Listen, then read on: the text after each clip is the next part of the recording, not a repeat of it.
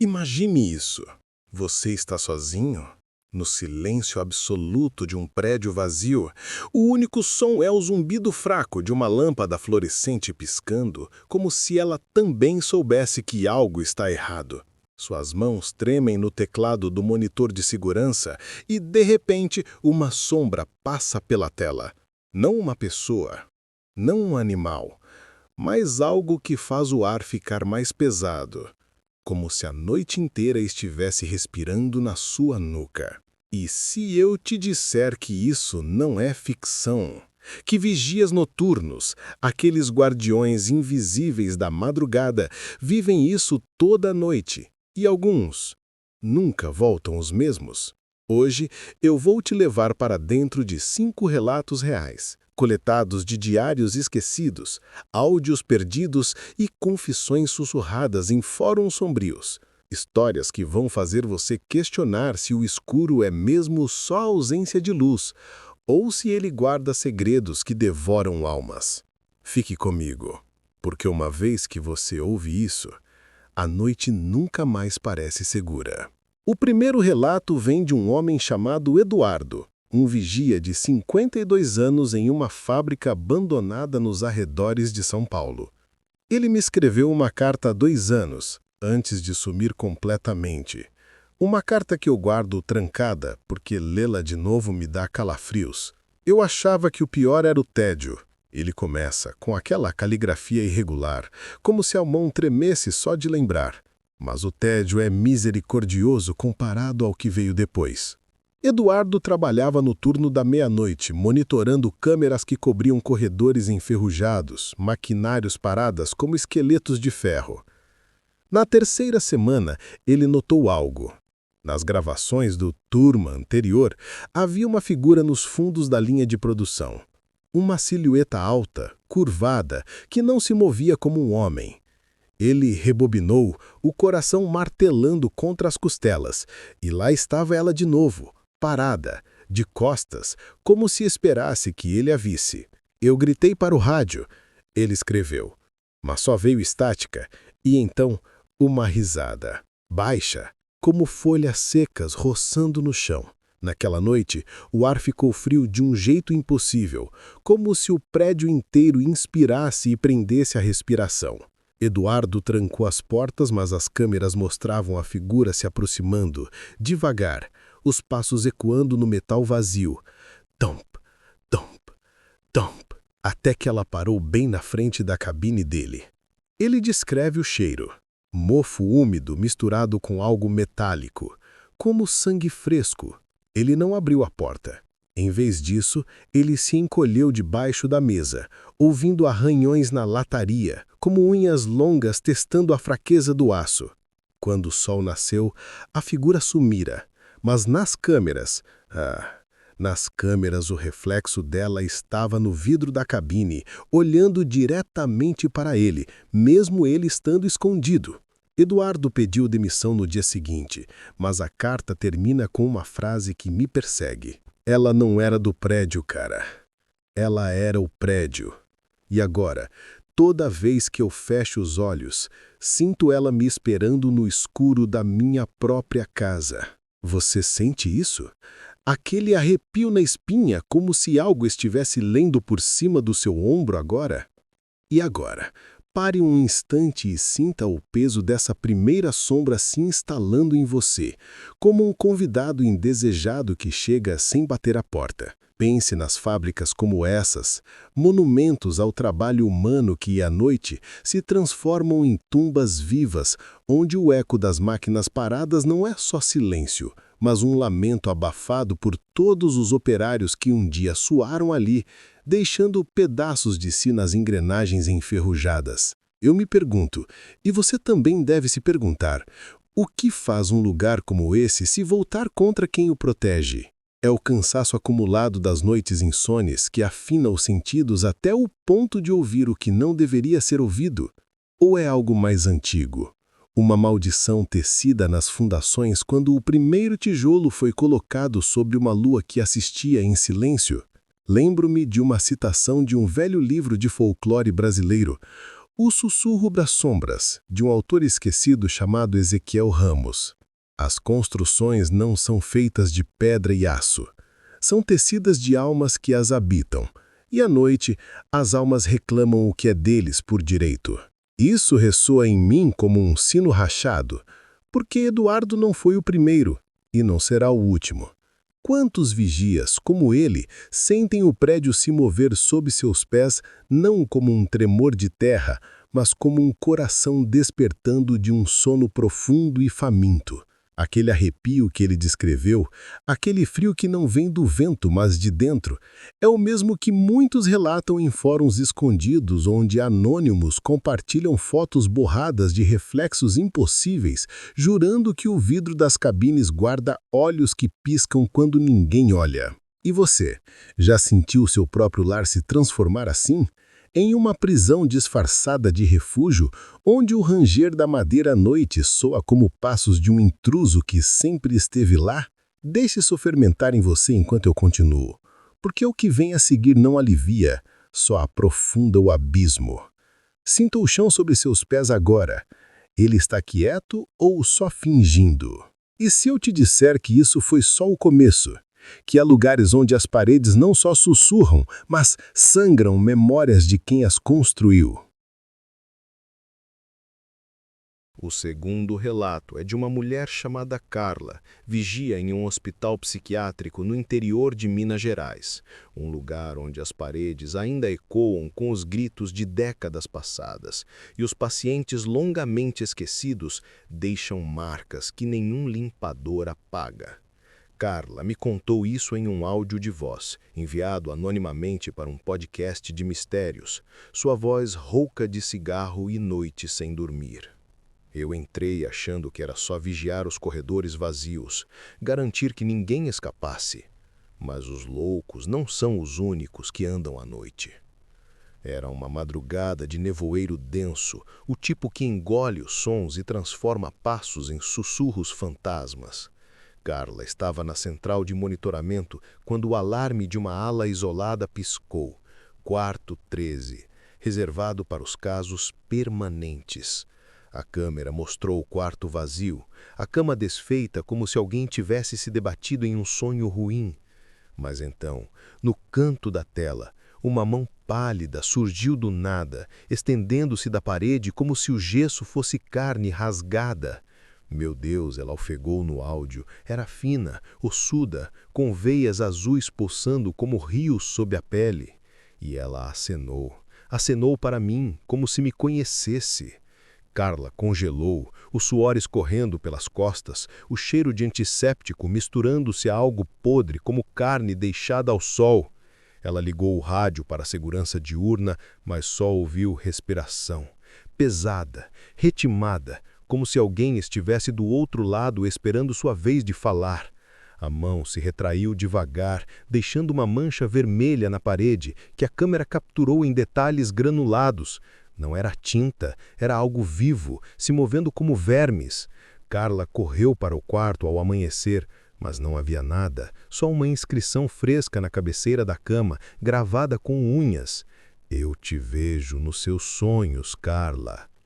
Ela largou o emprego, mas o áudio termina com ela sussurrando. E agora, toda noite, eu acordo com aquela mão no meu ombro. Não é sonho, é promessa. Sinta o peso disso, amigo. O hospital não solta ninguém, nem os vivos. Agora, imagine trocar os corredores de um hospital por fileiras infinitas de lápides, onde o silêncio não é paz, mas uma espera paciente pelo próximo fôlego roubado. O terceiro, e esse me dá um nó na garganta toda vez que penso nele, vem de um jovem chamado Rafael, vigia noturno em um cemitério antigo de Recife, onde as sepulturas datam do século XIX e as árvores retorcidas parecem dedos apontando para o céu indiferente. Rafael postou isso em um fórum de creepypasta, mas jurou que era real. E os detalhes... Os detalhes cheiram a verdade crua. O cemitério à noite é quieto demais, ele escreveu, como se a terra estivesse prendendo a respiração para não acordar os mortos. Seu posto era uma cabana de madeira no portão principal, com lanternas que mal cortavam a escuridão úmida. Na segunda quinzena, ele começou a notar luzes, não lanternas, mas brilhos frios, azuis, dançando entre as lápides como vagalumes bêbados. Ele ignorou no início, culpando o cansaço, mas uma noite, durante uma tempestade que transformava o chão em lama pegajosa, uma das luzes parou bem na frente da cabana. Era um homem, Rafael descreveu. O que sobrou de um, terno puído, pele cinzenta esticada sobre ossos, olhos fundos como poços sem fundo. O homem não falava, só ficava lá, a chuva escorrendo pelo rosto sem molhar, como se a água o evitasse. Rafael sentiu o cheiro primeiro. Terra fresca cavada, misturada a flores murchas e algo doce, como decomposição adocicada. Ele trancou a porta, o coração batendo como um tambor de candomblé, e ligou a lanterna através da janela gradeada. O homem ergueu a mão, mostrando um relógio de bolso antigo, parado às 3h17, a hora exata em que Rafael entrara no turno. Eu ouvi a voz dele na minha cabeça, Rafael confessou. Não pela boca, mas dentro, como um eco de túmulo. Meu tempo parou. O seu também vai. A figura se aproximou, os pés deixando pegadas que fumegavam na lama, e Rafael jurou que viu as veias no pescoço do homem pulsarem com um brilho azul. Ele atirou uma pedra pela janela e o homem se dissolveu em névoa. Mas o relógio de Rafael parou às 13h17 na manhã seguinte. Ele nunca mais trabalhou lá. Mas no seu post final, ele acrescentou: olhe para o seu relógio agora. Se parar, corra. E se o seu parar, o que você faria? O cemitério não esquece quem o vigia. Sinta a lama grudando em suas botas imaginárias, o cheiro de terra molhada se misturando ao seu suor, enquanto o tic-tac do relógio ecoa em seus ouvidos como um aviso particular. Cemitérios não são só depósitos de corpos, são bibliotecas de arrependimentos, onde cada lápide guarda não nomes, mas histórias interrompidas, vidas que pararam abruptamente e agora observam os vivos com inveja fria. Rafael, com sua juventude e ceticismo, entrou ali achando que vigiar os mortos era o emprego mais fácil, mas aprendeu da pior forma que os mortos vigiam de volta, especialmente à hora das bruxas, quando o véu entre mundos afina como névoa. Eu me lembro de uma lenda nordestina, contada em rodas de conversa sobre o luar, sobre o homem do relógio parado, um espírito de um comerciante que morreu em uma enchente, deixando a família sem um tostão, e agora vaga coletando tempos alheios para preencher o vazio. O tempo não perdoa os que o desperdiçam, diz a velha história, e Rafael sentiu na medula no momento em que seu pulso sincronizou com um estranho de outro século. Quantos vigias de cemitérios relatam o mesmo? Luzes azuis como almas perdidas, pegadas que fumegam porque o inferno está logo abaixo da superfície. É o peso da eternidade pressionando contra o peito, fazendo o coração bater fora de ritmo, e você se pergunta se sua própria vida é só um relógio esperando para parar. Olhe para o seu agora, sinta o metal frio contra a pele. Ele anda assim. Mas por quanto tempo? Esses lugares nos forçam a encarar o inevitável, o silêncio que nos espera. E os vigias como Rafael saem dali não só assustados, mas mudados, carregando o eco de vozes que sussurram segredos que ninguém mais ouve. Deixe o tic-tac te guiar para o próximo, onde o frio não vem da terra, mas de um ar que congela a alma antes de tocar o corpo. Mas e se o frio da Marte fosse trocado pelo frio que congela a alma, onde o ar é tão gélido que o medo se cristaliza na pele como geada? O quarto relato é mais visceral, mais próximo da carne e do osso, literalmente. É de uma vigia chamada Marta, em um armazém de carnes frigorificado no sul do país, onde o frio corta como lâminas e o vapor das respirações forma fantasmas no ar gelado. Ela me mandou um e-mail há meses, anexando fotos borradas das câmeras, e eu as deletei depois de ver porque algumas imagens grudam na retina como veneno. O frio te entorpece, Marta escreveu, mas o medo te acorda de um jeito que dói. Seu turno começava às 22 horas. patrulhando corredores de ganchos pendurados, carcaças congeladas balançando levemente como pêndulos macabros. Uma noite o gerador falhou por minutos, só minutos, mergulhando tudo numa escuridão absoluta, quebrada apenas pelo brilho fraco das luzes de emergência vermelhas. Quando voltou, as câmeras mostravam movimento. Não ratos, não intrusos, mas formas humanoides se arrastando entre as carcaças, pele pálida colando no gelo, olhos brancos como leite coalhado. Eles não andavam, ela descreveu. Eles rastejavam, como se as pernas tivessem sido arrancadas há muito tempo. Marta sentiu o cheiro antes de ver, carne podre, mas viva, pulsando com um fedor que subia pela garganta como bile. Um deles parou na frente da câmera principal, erguendo o rosto. Era um homem, ou fora, com a boca aberta em um grito silencioso, dentes afiados como ganchos. Ele estendeu a mão, tocando a lente, e por um segundo, Marta jurou que sentiu frio através da tela, como dedos gelados roçando sua pele. O rádio crepitou então com uma voz rouca, entrecortada. Junte-se a nós. O frio é eterno. Ela correu para o freezer principal, trancando-se lá dentro, o coração ecoando contra as paredes de aço, enquanto ouvia arranhões do lado de fora, não unhas, mas dentes roçando o metal. Ao amanhecer, nada. Mas nas fotos que ela mandou, há marcas frescas nos ganchos, impressões de dentes humanos. Marta terminou o e-mail com isso. Eu saí, mas sinto o frio dentro de mim agora. Toda noite acordo suando, achando que vou congelar por dentro. O armazém guarda mais do que carne. E uma vez que você cheira isso, nunca mais tem fome de normalidade. Inspire devagar e sinta o ar gelado descendo pela traqueia, como se o freezer de Marta tivesse se aberto bem aqui, liberando não só vapor, mas um sussurro de fome insaciável que rasteja pela sua espinha. Armazéns como esse, com seus ganchos balançando como dentes de um monstro adormecido, não processam só carne animal. Eles absorvem o desespero dos que trabalham ali, o cansaço que transforma homens em sombras. E à noite, quando o gerador falha, essas sombras ganham vida, rastejando de volta para cobrar o preço da indiferença humana. Eu penso em como o frio não é só temperatura, é ausência, um vazio que suga o calor da vida. E Marta sentiu isso na pele, no momento em que o toque através da tela a marcou como uma das suas.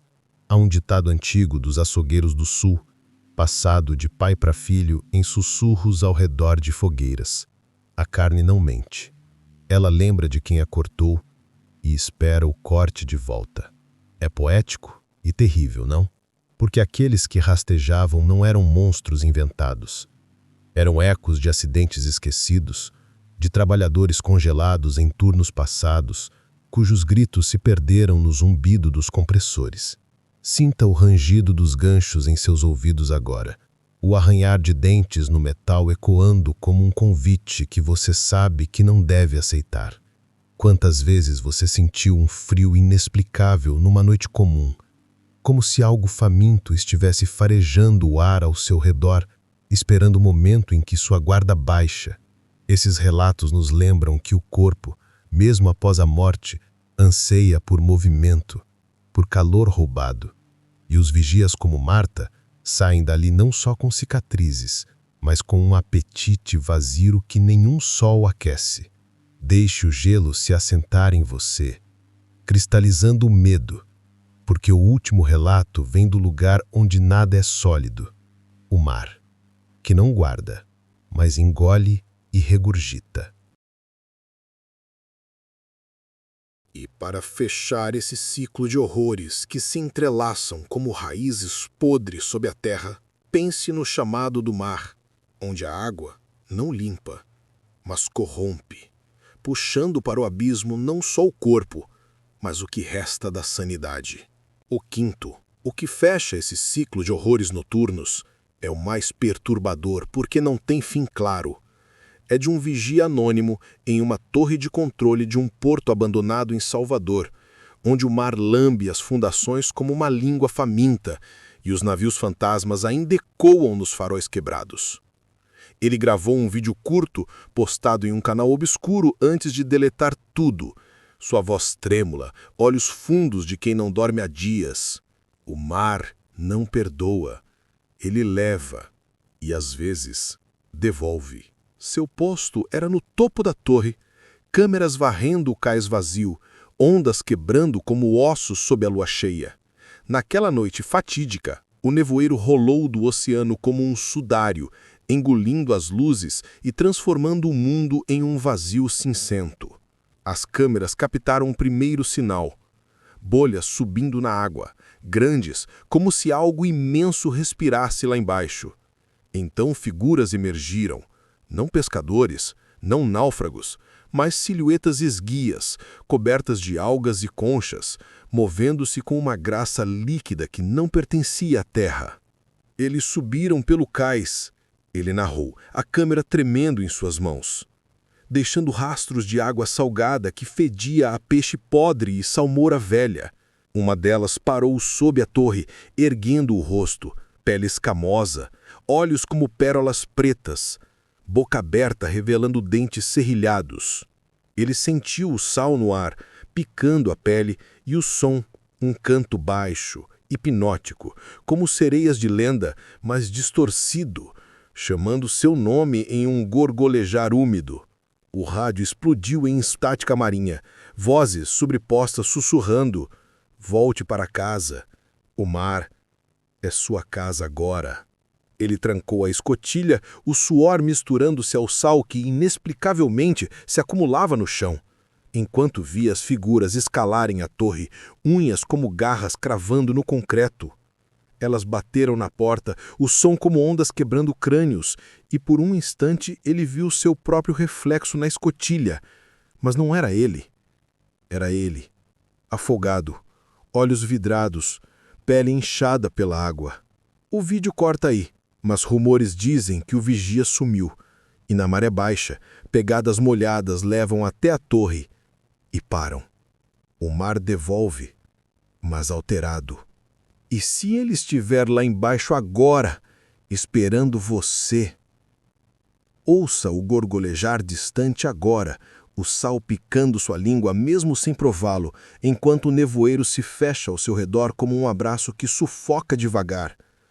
Portos abandonados como esse não são ruínas, são portais para o desconhecido, onde o mar, esse gigante indiferente, não esquece os que o desafiam com torres e faróis, mas os reivindica de volta, transformando vigias em algo híbrido, meio homem, meio onda. O anônimo da torre sentiu o chamado não como uma ameaça, mas como um lar pervertido. Um canto que ecoa nos ossos como o pulsar das correntes profundas. Eu me lembro de uma velha balada baiana cantada por pescadores sob o luar, sobre a iara das profundezas, que não seduz com beleza, mas com o peso da água nos pulmões, prometendo paz no afogamento. O sal guarda segredos que a terra não suporta, diz a canção. E é verdade, aqueles que emergem não voltam inteiros, carregando algas no cabelo e olhos que veem o que o sol esconde. Sinta o chão úmido sob os seus pés, o sal se acumulando invisível, e pergunte-se: quantas noites à beira-mar você passou ouvindo o rugido como um sussurro pessoal, convidando você a mergulhar? Os vigias de portos sabem que o abismo não é vazio, é cheio de ecos de naufrágios, de almas inchadas que escalam de volta para cobrar companhia. Isso nos deixa um vazio salgado no peito, uma sede que a água não quer. E o anônimo, onde quer que esteja agora, talvez cante para você na próxima maré alta. Deixe o som das ondas te embalar ou te arrastar, porque agora, com todos esses ecos se entrelaçando, é hora de enfrentar o que eles revelam coletivamente. Esses 5 relatos não são só histórias para arrepiar a espinha, eles são ecos de noites que roubaram pedaços de almas. Lembretes de que vigiar a escuridão significa convidá-la para dançar. O que os une? Uma verdade simples e aterrorizante. O que você guarda não é o prédio, o hospital, o cemitério, o armazém ou o porto. É o que mora dentro deles, esperando o momento em que sua vigília fraqueja. E se uma dessas sombras já passou pela sua vida disfarçada de coincidência? Pense nisso enquanto o sol se põe hoje. Você acredita que isso realmente aconteceu? Já sentiu algo te vigiando nas noites quietas? Se isso te gelou o sangue, se isso te fez olhar 2 vezes para o escuro, compartilhe nos comentários qual relato te pegou mais fundo. E se inscreva no canal, mas só se tiver coragem de encarar o que vem depois. Porque a noite não acaba quando o vídeo termina. Obrigado por ficar até aqui. Durma bem, se puder.